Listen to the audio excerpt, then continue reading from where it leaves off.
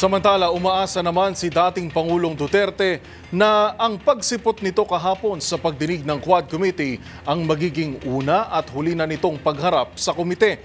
Ayon kay Duterte, hindi niya tinatakasan ang investigasyon at sa halip ay para raw ito sa kanyang kalusugan. Ang detalye sa report ni Milky Regunan.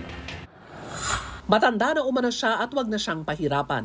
Ayon kay dating Pangulong Rodrigo Duterte, hindi biro ang 13 oras na pag-upo at pagsagot sa mga tanong sa hearing at dapat i-consider din ang kanyang kalusugan. Sabi ni Duterte, ayaw niya nang pumunta hindi dahil sa ayaw niya nang sumagot sa mga tanong at alegasyon, kundi prioridad ang kanyang kalusugan. Sa 13 oras na hearing ng Quadcom kahapon, halos 2 beses lamang nag-bathroom break ang dating Pangulo. Nang mag-break ang hearing pasado alas 9 na ng gabi, nilapitan ni Vice President Sara Duterte ang mga chairman ng komite at nakiusap na pauwiin na ang kanyang ama. Pag-resume ng hearing, tinanong ni Surigao del Norte Representative Robert Ace Barber si dating Pangulong Duterte kung kaya pa niya nang manatili sa hearing at sinabi ng dating Pangulo pwede siyang manatili till Kingdom Come. Pero sa ambush interview matapos ang hearing bago mag-alas 12 ng hating gabi, sinabi ng dating Pangulo baka maghanap na siya ng pinakamalapit na punerarya kung dadalo uli sa Quadcom hearing. Narito si dating Pangulong Rodrigo Duterte.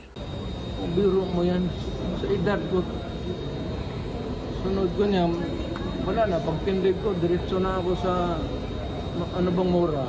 Punerarya pass o punerarya, mamatay na tayo niya sa edad ko.